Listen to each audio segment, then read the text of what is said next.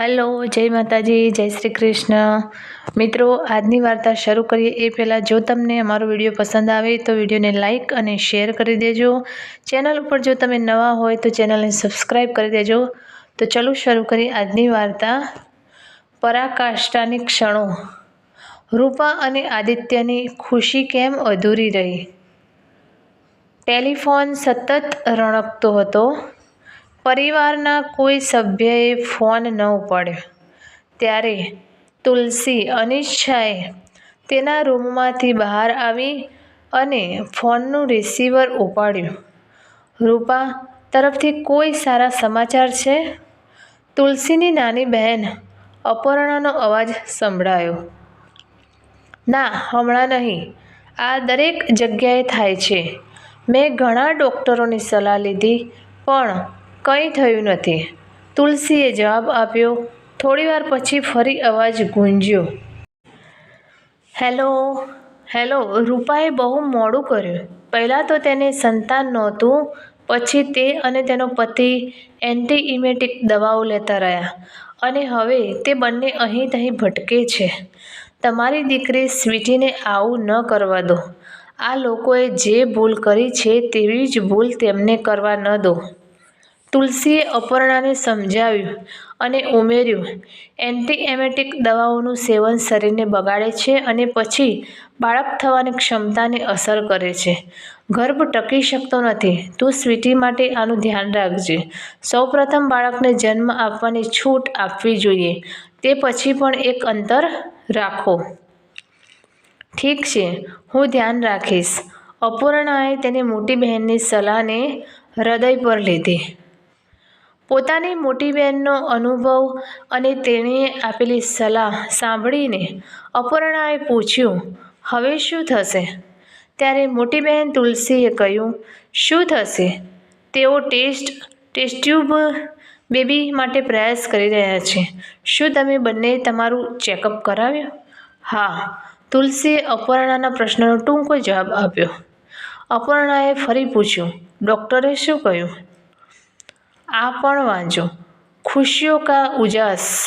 બાનીના જીવનમાં કયો નવો વળાંક આવ્યો? તુલસીએ કહ્યું, આદિત્યમાં કમી છે। તો પછી તમે શું નિર્ણય લીધો? મારે શું નિર્ણય લેવાનો હોય? ફક્ત આ લોકો જ લેશે। ટેસ્ટ બેબી માટે ડૉક્ટરની અપોઇન્ટમેન્ટ મળી પહેલાં ચેકઅપ થશે। ચાલો જોઈએ શું થાય છે। બંને બહેનો ફોન પર એકબીજાના અને તેમના પરિવારના સુખ દુઃખની વાત કરી રહ્યા હતા। થોડા દિવસો પછી અપર્ણાએ ફરી ફોન કર્યો।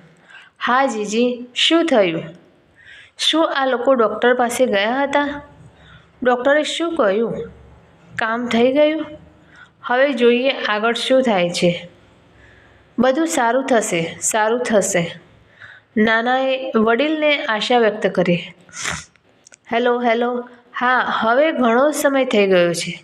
અત્યારે રૂપાની હાલત શું છે?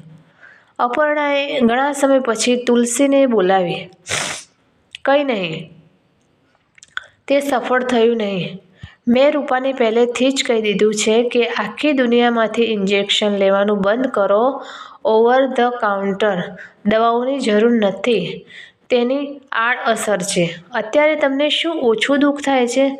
શરીર, પૈસા, સમય અને શક્તિ બધું જ વેડફાઈ રહ્યું છે।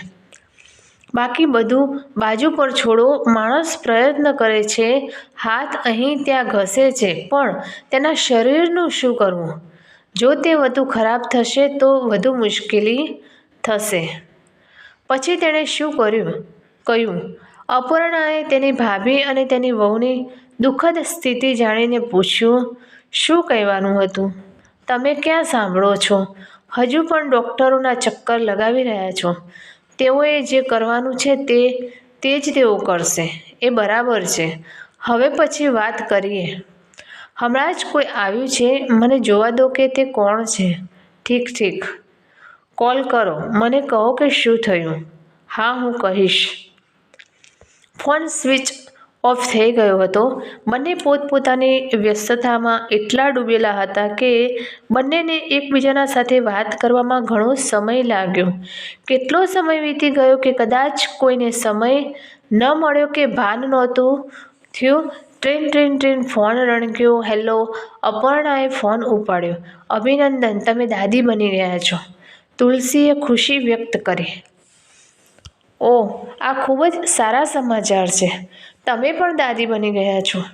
તમને પણ અભિનંદન. હા, બંને દાદીમાં બની ગયા. શું થયું? ક્યારે થયું? ક્યાં થયું? રૂપાની જોડિયા છે. હું હોસ્પિટલમાંથી જ બોલી રહી છું. પ્રેશર ડિલિવરી થઈ ગઈ છે. હાલમાં સઘન સંભળાવવામાં છે. ડૉક્ટર કોઈને મળવા દેતા નથી. અરે, આ બહુ ખોટું છે. આ એક મોટી સમસ્યા બની ગઈ છે. રૂપા કેમ છે? તમે ઠીક છો? હા, એ સાચું છે. ચિંતા કરશો નહીં. ડૉક્ટર બંને યુવતીઓની પોતાની સાથે લઈ ગયા છે. તેમાંથી એક ખૂબ જ નબળી છે અને તેને વેન્ટિલેટર પર રાખવામાં આવી છે. અન્ય એક પણ ડૉક્ટર સાથે છે. ઠીક છે, હું તમારી સાથે પછી વાત કરીશ. બરાબર, જ્યારે તક મળે ત્યારે વાત કરો. હા, હું કરીશ. જો તમારો ફોન નહીં આવે તો હું તમને ફોન કરીશ. બરાબર. બંને બહેનો વચ્ચેની વાતચીતમાં ફરી એકવાર વિરામ આવ્યો. બંને ફરી પોતપોતાના કામમાં વ્યસ્ત થઈ ગયા. Hello hello. હા, શું થયું? તમે ફોન કર્યો નથી? અપર્ણાએ તેની ભાભીને કહ્યું. હા, હું અત્યારે હોસ્પિટલમાં છું. તુલસીએ એટલું જ કહ્યું. જ્યારે અપર્ણાએ તેને પૂછ્યું, છોકરીઓ કેવી છે? રૂપાની એક દીકરી જે ખૂબ જ નબળી હતી તે હવે નથી. અરે, શું થયું? તે ખૂબ જ નબળી હતી. તે વેન્ટિલેટર પર હતી. બીજું કેવું છે? અપર્ણાએ સાવચેત રહીને પોતાની જાતને એકઠી કરતી વખતે પૂછ્યું. બીજું સારું છે. ડૉક્ટરે તેની સાથે પરિચય કરાવ્યો, પણ તે હજુ પણ પોતાની પાસે જ રાખી રહ્યો છે. તે 1.5 મહિના સુધી હોસ્પિટલમાં રહેશે. રૂપાને રજા આપવામાં આવી છે. તે તેને દૂધ પીવડાવવા આવી છે. હું તેની સાથે જ હોસ્પિટલમાં આવી છું. તુલસીએ એક શ્વાસમાં બધું કહી દીધું. અરે, આ બહુ મોટી સમસ્યા છે. શું રૂપા અહીં નહીં રહી શકે? અપર્ણાએ પૂછ્યું. મેં ડૉક્ટરને પૂછ્યું હતું, પણ તે શક્ય નહોતું. બસ તેણે ઘરનું પણ ધ્યાન રાખવાનું છે અને ગમે તેમ કરીને તે હોસ્પિટલમાં રહીને શું કરશે? મન બિનજરૂરી રીતે પરેશાન થશે. તેને બાળક મળતું નથી. 1.5 મહિનો વીતી ગયો. રૂપા અને આદિત્ય નામના માતા પિતા બંને ખૂબ ખુશ હતા. તેમની પુત્રી ઘરે આવી હતી. તે બંને તેની દાદી સાથે ગયા અને તેને હોસ્પિટલમાંથી ઘરે લઈ આવ્યા. રૂપાને પોતાની ખોવાયેલી દીકરીનો શોખ કરવાનો સમય નહોતો. શું તેણી તેનો શોખ કરશે કે બીજા કોઈને ઉછેરશે? તેણીને એક ગુમાવવાનો ડર હતો. તેને ડર હતો કે તેના ઉછેરમાં કંઈક ઉણપ હશે. આ છોકરીઓ ખૂબ જ મુશ્કેલી સાથે, ખૂબ પ્રાર્થનાઓ સાથે અને વિશ્વભરના ડૉક્ટરોની અસંખ્ય મુલાકાતો પછી મળી. તેમાંથી એક પણ બચી ન હતી. ડૉક્ટરે તેને બીજી દવા પણ 1.5 મહિના પછી આપી. રૂપા ખૂબ જ મુશ્કેલીથી માતા બની, તે પણ લગ્નના 10 વર્ષ પછી. જો તે નર્વસ હતી તો પણ તે કેવી રીતે નર્વસ ન થઈ શકે? જો તેણી તેની પુત્રી સાથે અસુરક્ષિત અનુભવતી હોય તો પણ તે કેમ ન કરે? તે ખૂબ જ નર્વસ માતા હતી. તે બાળકના કામમાં વ્યસ્ત ન હતી, પરંતુ ખૂબ જ વ્યસ્ત હતી. તેને સ્નાન કરાવવું, તેને વસ્ત્ર પહેરાવવું, બાળક માટે આ બધું કરવું એ કોઈ સાધનાથી ઓછી નથી. તે પણ જે બાળકનો જન્મ થતાની સાથે જ સઘન સાંભળવામાં રાખવાનું હતું, તેનું કામ. જો તે માતાને સ્તનપાન કરવા માટે 1.5 મહિના સુધી દરરોજ 4 કલાક મુસાફરી કરવી પડતી હોય, તો આવી માતા નર્વસ અને પરેશાન હોય તો કેમ નહીં? નવજાત શિશુના પિતા રૂપાના પતિ આદિત્ય પણ ઓછા વ્યસ્ત ન હતા. આટલું લાંબુ અંતર ચલાવીને રૂપાને દરરોજ દવાખાને લઈ જવાનું, ઘરની બધી જ વસ્તુઓ ગોઠવવી, માતા માટે અલગ, માતાની પત્ની માટે અલગ અને બાળક માટે અલગ, તેના ઉપર દવાઓ અને ઇન્જેક્શન લાવવામાં પણ સમસ્યા ઓછી છે. એક દુકાને દવા ન મળે તો બીજી દુકાને મંગાવી અને તેમ છતાં ન મળે તો ડૉક્ટરની સૂચના મુજબ બીજી દવાની વ્યવસ્થા કરવી.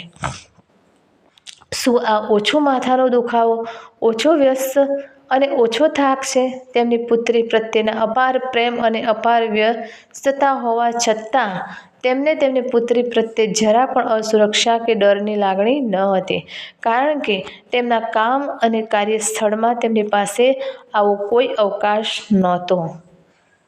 રૂપા અને આદિત્યના અલગ અલગ પૂરક કાર્યો અને જવાબદારીઓ હોવા છતાં તેમની માનસિક અને ભાવનાત્મક સ્થિતિઓમાં પણ એ જ રીતે પૂરક પરંતુ સ્પષ્ટ રીતે અલગ હતી. જ્યારે રૂપા તેની એકમાત્ર દીકરીની જોગવાઈ અને રક્ષણ સિવાય બીજું કંઈ વિચારી શકતી ન હતી, ત્યારે આદિત્ય પાસે બીજા બધા કામમાં વ્યસ્ત હોવા છતાં તે તેની ખોવાયેલી દીકરી વિશે વિચારવાનો માત્ર સમય હતો. માણસનું શરીર પોતપોતાની જગ્યાએ, હૃદય અને મન પોતાની જગ્યાએ વ્યસ્ત રહે છે. ઘણી પરિસ્થિતિઓમાં શરીર અને હૃદય, મન એક જગ્યાએ એટલા ડૂબી જાય છે, એટલા તલ્લીન, ખોવાયેલા અને વ્યસ્ત થઈ જાય છે કે વ્યક્તિ પોતાના વિશે પણ સભાન નથી રહેતી, અન્ય કંઈ પણ વિશે વિચારવાનું છોડી દે છે. જેમ કે રૂપાના કિસ્સામાં થયું હતું. તેની પરિસ્થિતિ અને તેની જવાબદારીઓ એવી હતી કે તેમાં ખોવાઈ જાય, અને ખોવાઈ જાય તે સ્વાભાવિક હતું. પણ આદિત્ય તેમની સ્થિતિ અને જવાબદારીઓનાથી બિલકુલ વિરુદ્ધ હતા. તેથી તેઓ તેમની ખોવાયેલી પુત્રી માટે ખૂબ જ દુઃખી હતા. દરેક જણ તેના માટે ઉદાસી હતા. માતા, દાદી, દાદા. ઘણી વખત તેની ચર્ચા પણ થઈ અલગ રીતે. જો તેને જવું જ હતું તો તે શા માટે આવી? તેણે બિનજરૂરી રીતે ઘણું સહન કર્યું. તે ન આવી હોત તો સારું થાત. તે શા માટે આવી? સાસુનો ઉદાસ નિસાસો સાંભળીને આદિત્યની અંદરની પીડા અચાનક બહાર આવીને વહી ગઈ. કહેવાય છે ને કે જ્યાં સુધી દર્દ અંદર છે ત્યાં સુધી નિયંત્રણમાં છે. જલ્દી તમે તેને થોડી ચીડવશો તો તે બેકાબૂ બની જશે. આદિત્ય સાથે પણ આવું જ થયું. તેની બધી પીડા, તેના બધા નિસાસા અચાનક એક નાનકડા વાક્યમાં છલકાઈ ગયા, અને સાસુના નિસાસા નાખતા શબ્દો, "મારે જવું હતું તો હું અહીં કેમ આવી?" તેના મગજમાં અથડાઈ અને જવાબ તરીકે બહાર આવી. જવાબ, હા, એક જવાબ, કરુણ જવાબ આપવા માટે અચાનક બધા ચોંકી ગયા અને એક સાથે બોલ્યા, "રૂપા, નાની, દાદી બધા પૂછે છે, તેણે શું આપ્યું?" મારો પ્રેમ, મારો બધો પ્રેમ મારી બહેનને આપ્યો. તેને મારા બધા તરફથી પ્રેમનો તમામ હિસ્સો મળ્યો. તેણીએ તેના ભાગનું બધું જ તેને આપી દીધું અને ચાલ્યો ગયો. તેણે કોઈને પાસેથી કંઈ લીધું નથી, રિયલ એસ્ટેટ કંઈ નથી. તેણીએ તેને તેની માતાના દૂધમાંથી તેનો હિસ્સો પણ આપ્યો અને ચાલી ગઈ.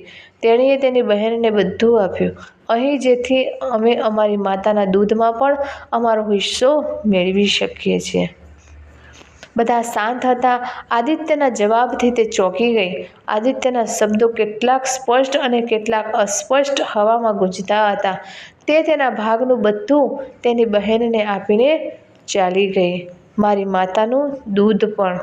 તો મિત્રો, અહીંયા સુધી હતી આજની આપણી વાર્તા. તો કેવી લાગી તમે કમેન્ટમાં જણાવજો. સારી લાગી હોય તો વિડીયોને લાઈક અને શેર કરી દેજો. ચેનલ ઉપર જો તમે નવા હોય તો ચેનલને સબસ્ક્રાઈબ કરી દેજો. ફરીથી મળીશું આવી જ એક નવી વાર્તા સાથે.